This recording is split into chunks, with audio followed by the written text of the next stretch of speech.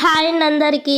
ఎలా ఉన్నారు? అందరూ బాగున్నారా? మీరందరూ బాగుండాలని మనస్ఫూర్తిగా కోరుకుంటూ welcome back to our channel Lakshmi Patas vlogs. ఇది సండే వ్లాగ్ అండి. సండే మేము సింహాచలము అలాగే వైజాగ్ వెళ్ళాము. ఆ వ్లాగే ఇప్పుడు మీతో షేర్ చేసుకుంటున్నాను.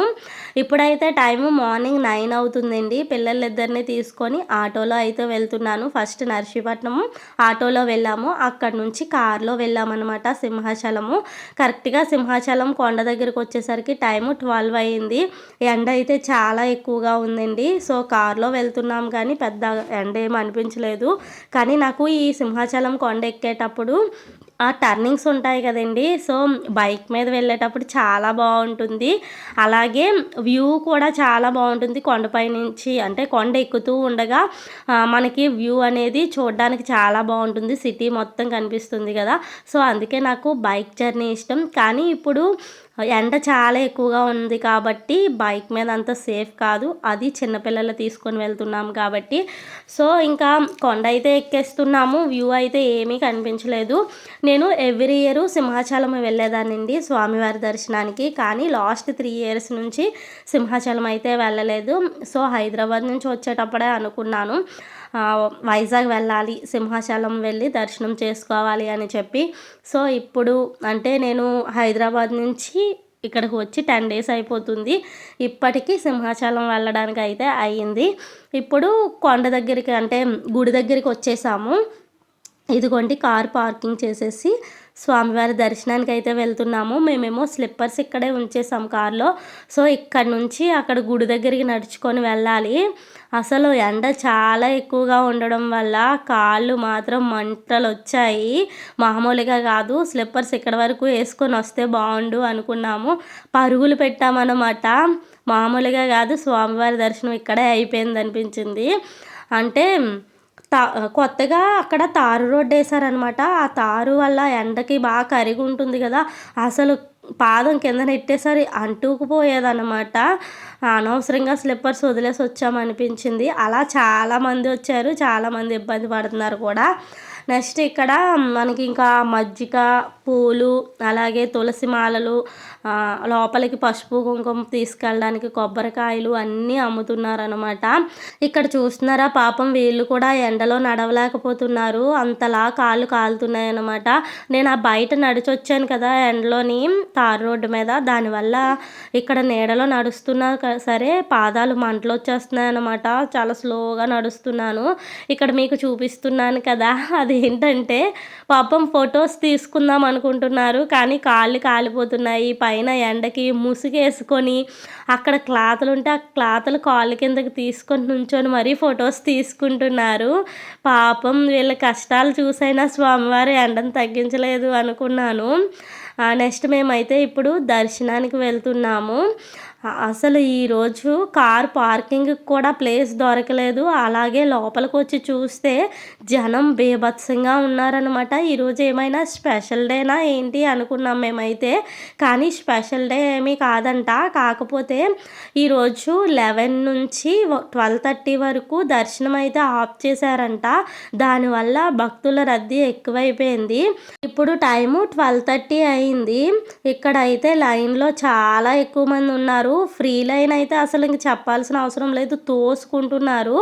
ఇప్పుడు మీరు చూస్తుంది అయితే 300 రూపీస్ లైను. ఇంకా అవి ఖాళీ లేదు అలా అని చెప్పి ఇక్కడ 300 రూపీస్లో కూడా వెళ్ళిపోతున్నారు టికెట్ తీసుకొని. మేమేమో 300 రూపీస్ పెట్టి టికెట్ తీసుకోవాలా లేదంటే ఫ్రీ లైన్లో వెళ్ళాలా, 100 రూపీస్ టికెట్ తీసుకొని వెళ్ళాలా అని చెప్పి ఆలోచిస్తున్నాము. ఇదిగోండి ఇక్కడ చూడండి. ఆ లోపల అయితే ఇంకా ఫోన్ అక్కడ వరకు తీసుకెళ్ళడానికి అవ్వక మీకు చూపించలేదు. కానీ చిన్న చిన్న పిల్లలతో తోసుకుంటూ మరీ వెళ్తున్నారనమాట. ఇంకా మేమైతే ఫ్రీ లైన్లో వెళ్ళలేమని చెప్పి 100 రూపీస్ టికెట్ తీసుకొని దర్శనానికి అయితే వెళ్ళాము. కరెక్ట్గా మేము 1 o'clock లైన్లో నుంచున్నాము. స్వామివారి దర్శనం చేసుకొని బయటకు వచ్చేసరికి టైము 2 అయిందనమాట. 1 hour పట్టింది మాకు స్వామివారి దర్శనం అయ్యేసరికి. ఇప్పుడైతే ప్రసాదం కోసం కౌంటర్లో నుంచున్నాము. ఇక్కడ కూడా లైన్ చాలా ఎక్కువగా ఉంది. మాకు స్వామివారి దర్శనానికి 1 hour పట్టింది. కానీ స్వామివారి ప్రసాదం తీసుకోవడానికి హాఫ్ అన్ అవర్ టైం పట్టిందనమాట. అంత ఎక్కువ ఉన్నారు జనం ఈరోజు. అందరికీ దర్శనం ఒకేసారి అవ్వడం వల్ల ఎక్కడ చూసినా జనమే ఉన్నారు, ఎక్కడ చూసినా పెద్ద పెద్ద లైన్స్ ఉన్నాయి. ఇంకా అన్న సందర్భం దగ్గరికి అయితే మేము ఇంకా వెళ్ళనే లేదు, అక్కడ ఇంకా ఎక్కువ ఉంటుంది లైన్ అలా అని చెప్పి ఇంకా ప్రసాదం తీసుకొని ప్రసాదం అయితే తింటున్నాము. మనకి తిరుపతి లడ్డు ఎంత ఫేమస్సో సింహాచలంలో పులిహోర అంత ఫేమస్ కదండి. కానీ అప్పుడు ఉన్నంత క్వాంటిటీ లేదు, అలాగే టేస్ట్ కూడా చాలా తగ్గిపోయింది అనిపించింది నాకైతే. కానీ ఇక్కడ పులిహోర అంటే మాత్రం నాకు చాలా ఇష్టము. సో కష్టపడి లైన్లో నుంచొని మరి ఒక 6 ప్యాకెట్స్ తీసుకొని తిన్నాము. ఒక 4 లడ్డు తీసుకున్నాము. పులిహోర అయితే 10 రూపీస్, లడ్డు అయితే 15 రూపీస్ అనమాట. సో ఇక్కడైతే ఇంకా ఫొటోస్ తీసుకుంటున్నారు. ఆ క్లాత్లన్నీ తీసుకొని వాటిపైన నుంచొని ఫొటోస్ అయితే తీసుకుంటున్నారు. ఎండ అయితే అసలు ఏమాత్రం తగ్గలేదు. ఇక్కడ గుడి ముందుని స్పెషల్ అట్రాక్షన్గా ఇది ఉందే పెట్టారనమాట. ఇవన్నీ న్యాచురల్ ఫ్లవర్స్ అంటే రోజ్ ఫ్లవర్స్, చామంతి, అలాగే లీవ్స్ పెట్టి ఇది చేశారు. నిన్న ఎప్పుడో చేసుంటారు, ఇప్పటికైతే ఫ్లవర్స్ అన్నీ వాడిపోయాయి. కానీ ఇప్పుడు కూడా స్పెషల్ అట్రాక్షన్గా ఉంది అది. సో అక్కడ కొంచెం ఫొటోస్ తీసుకొని నేను ఇలా షాపింగ్ దగ్గరికి అయితే వచ్చాను. పిల్లలు అయితే తీసుకురాలేదు, ఎందుకంటే చూసిందల్లా కొనమంటారు కదా. ఇక్కడైతే చాలా ఎక్కువ కాస్ట్ ఉంటాయి, మనం ఇక్కడ ఏం కొనలేము. నేను పిల్లలకి తాళ్ళది తీసుకుందాము, ప్రసాదం తీసుకుందామని చెప్పి వచ్చానమాట. కానీ ఇక్కడైతే కాస్ట్ చాలా ఎక్కువ ఉంటాయండి. నేనైతే ఏం తీసుకోను. మీరు ఇలా ఇక్కడ షాపింగ్ ఏమైనా చేస్తారా లేదా కామెంట్ చేయండి.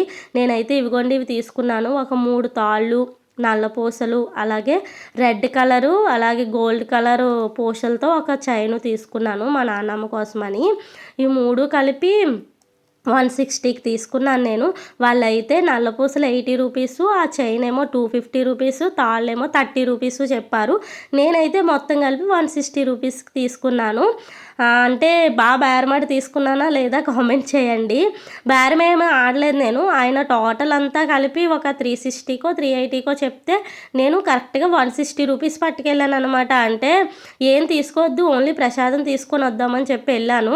కాకపోతే అక్కడికి వెళ్ళాక ఇవి నచ్చి తీసుకున్నాను అనమాట. నా దగ్గర 160 రూపీసే ఉన్నాయి అంటే, సరే అమ్మ మళ్ళీ వచ్చినప్పుడు ఇంకో 50 రూపాయలు ఇవ్వు అలా అని చెప్పి అతనే ఇచ్చేశాడు. సో ఇంక నేనైతే బేరం అయితే ఏం ఆడలేదు, అతనే ఇచ్చేసాడు, పట్టుకొని వచ్చాను అనమాట. ఇంకా దర్శనం అయిపోయి అవన్నీ షాపింగ్ అంతా అయిపోయిన తర్వాత వైజాగ్ వచ్చాము. వైజాగ్ వచ్చి బీచ్ చూడకుండా వెళ్తే అది ఎంత పాపం అండి, నా దృష్టిలో అయితే అలానే అనుకుంటాను. సో నాకు వైజాగ్ బీచ్ అంటే ఇష్టము, అందులోనూ తెన్నేటి బీచ్ అంటే చాలా ఇష్టం అనమాట. సో ఇక్కడ బీచ్కి అయితే వచ్చేసాము. మేము ఇక్కడికి వచ్చేసరికి 5:30 ఇలా అయిపోయింది టైము.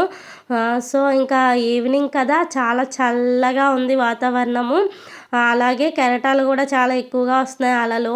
సో మా దేవాన్ష్కి, సోహిత్ చాలా డేస్ నుంచి బీచ్ బీచ్ బీచ్ అని గోల్ చేస్తున్నారు. సో నాకు కూడా బీచ్ అంటే చాలా ఇష్టము. 1 ఇయర్ అయిపోతుంది నేను వచ్చి బీచ్కి. సో అందుకోసమని ఇంకా బీచ్కి అయితే వచ్చేసాము. నాలాగే మీకు కూడా బీచ్ అంటే ఇష్టమా లేదా కామెంట్ చేయండి. అయినా నేను అడగడం కానీ బీచ్ అంటే ఇష్టం లేని వాళ్ళు ఎవరు ఉంటారు చెప్పండి. అందుకే మీకు ఏ బీచ్ అంటే ఇష్టం, బీచ్ దగ్గర ఎలా ఉంటే ఇష్టం కామెంట్ చేయండి.